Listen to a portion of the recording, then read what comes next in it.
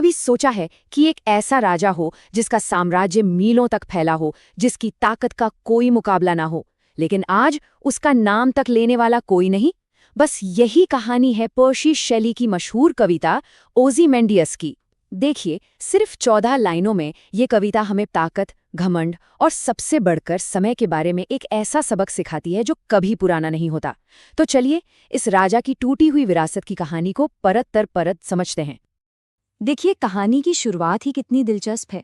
Poet हमें सीधे कुछ नहीं बता रहे, बल्कि कह रहे हैं कि उन्हें ये कहानी किसी और से पता चली, एक यात्री से। इससे ना कहानी में एक दूरी, एक रहस्य सा बन जाता है। ऐसा लगता है जैसे हम कोई भूली बिसरी, दबी हुई सच्चाई सुन रहे हैं, जो न जाने कब से रेगिस्तान की रेत के नीचे छिपी हुई थी। तो सवाल ये है कि उस यात्री ने रेगिस्तान के बीचों बीच ऐसा क्या देख लिया जो आज तक लोगों के जहन में बसा हुआ है। चलिए, अब हम सब उसी यात्री की नजरों से उस मंजर को देखते हैं। जरा सोचिए इस सीन के बारे में। चारों तरफ मीलों तक फैला रेत का समंदर, और उसके बीच में पत्थर की बनी दो बहुत बड़ी टांगे खड़ी हैं। बस टांगे, उनका धड़ गायब है। किसी जमाने में ये एक शानदार मूर्ति रही होगी, एक महान राजा की निशानी।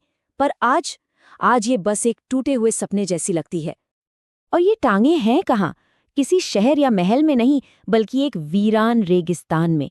आसपास कुछ भी नहीं, कोई इंसान नहीं, कोई जिंदगी नहीं, बस चारों तरफ खामोशी और रेत। ये अकेलापन ही इस नज़ारे को और भी ज्यादा दमदार और थोड़ा डरावना बना देता है ना? और फिर कहानी का अगला हिस्सा सामने आता है। उन्हीं टांगों के थोड़ा पास रेत में आधा धसा हुआ एक टूटा फूटा चेहरा पड़ा है। ये चेहरा उसी मूर्ति का है जो अब अपने धड़ से अलग हो चुका है। कभी इस चेहरे को देखकर हजारों लोग डर से कांपते होंगे, और आज ये बस पत्थर का एक टुकड़ा है जिसे समय ने तोड़कर रेत में मिला दिया है। लेकिन ये सिर्फ एक टूटा हुआ पत्थर नहीं है।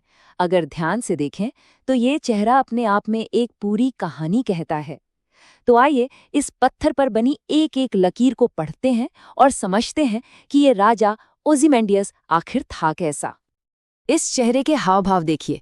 माथे पर शिकन है, होंठ नफरत से सिकुड़े हुए हैं, और आंखों में एक ऐसी क्रूरता है जैसे वो हर किसी को बस आदेश देता हो। मतलब साफ है, ये किसी रहमदिल राजा का चेहरा नहीं है। ये एक ऐसे तानाशाह का चेहरा है जिसे अपने आगे कोई कुछ नहीं लगता था। और यहीं पर कहानी का सबसे मजेदार मोड़ आता है।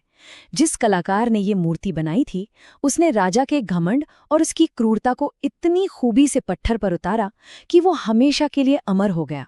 मतलब राजा तो मर गया, उसका पूरा साम्राज्य खत्म हो गया, लेकिन उसका असली घमंडी चेहरा उस कलाकार की बदौलत आज भी हमारे सामने है। कला की ताकत देखिए। मूर्ति तो खैर टूट फूट गई, पर राजा बहुत चालाक था। उसने सोचा कि अपनी महानता को आने वाली पीढ़ियों तक पहुंचाने के लिए कुछ लिखवाना चाहिए, और उसने लिखवाया भी पत्थर पर। आइए देखते हैं कि उस घमंडी राजा ने अपने बारे में क्या कहा।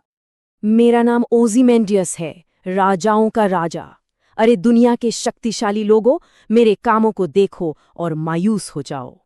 ये सिर्फ एक राजा का बयान नहीं है, ये एक खुली चुनौती है, एक धमकी है कि कोई भी, कितना भी बड़ा क्यों ना हो, उसकी बराबरी कभी नहीं कर सकता। आवाज में कितना घमंड है। तो राजा के ये घमंड भरे शब्द तो हमने सुन लिए, पर अब आता है इस कविता का सबसे बड़ा पंचलाइन, सबसे बड़ा व्यंग। अब हम देखेंगे कि उस राजाओं के राजा के महान कामों का असल में हुआ क्या। ये वो पल है जहां घमंड का सामना सीधी सीधी हकीकत से होता है। तो कहाँ है वो महान काम जिन्हें देखकर सबको निराश हो जाना था? जवाब है, कहीं नहीं। कुछ भी नहीं बचा है। उस बड़ी बड़ी बातों वाले पत्थर के आसपास कुछ भी नहीं है। वो आलीशान महल, वो बड़े बड़े शहर, सब कुछ रेत बन चुका है। और आखिर में बस यही एक तस्वीर बचती है, उस टूटी फूटी मूर्ति के चारों तरफ। जहां तक नजर जाती है सिर्फ और सिर्फ सपाट वीरान रेत फैली हुई है, दूर दूर तक। समय ने राजा के हर एक निशान को ऐसे मिटा दिया है जैसे वो कभी था ही नहीं। उसका सारा घमंड, उसकी सारी ताकत आज बस एक रेगिस्तान है। तो फिर ऐसा क्या है इस कविता में, 200 साल से भी ज्यादा हो गए, पर आज भी हमें इतना कुछ सोचने पर मजबूर क्यों कर देती है? इसका जवाब छिपा है इसके उन सबकों में जो तब भी सच थे और आज भी उतने ही सच हैं। असल में ये कविता हमें 3 बहुत जरूरी बातें सिखाती है। पहली बात, ताकत का नशा हमेशा नहीं रहता। ओzymandias को लगा था वो हमेशा रहेगा, पर समय ने उसे झुका दिया। दूसरी बात, सबसे बड़ी ताकत इंसान नहीं बल्कि समय और प्रकृति हैं। ये बड़े से बड़े साम्राज्य को धूल में मिला सकते हैं।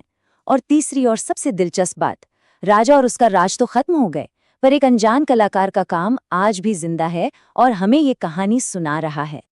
और आखिर में ये कविता हमें एक बहुत बड़े सवाल के साथ छोड़ जाती है। आज की दुनिया में जो बड़ी बड़ी इमारतें हैं, जो शक्तिशाली देश हैं, जो ताकतवर लोग हैं, जरा सोचिए, इनमें से कौन वक्त की मार झेल पाएगा और कौन एक दिन ओzymandias की तरह ही बस अकेली और समतल रेत बनकर रह जाएगा। ये सोचने वाली बात है।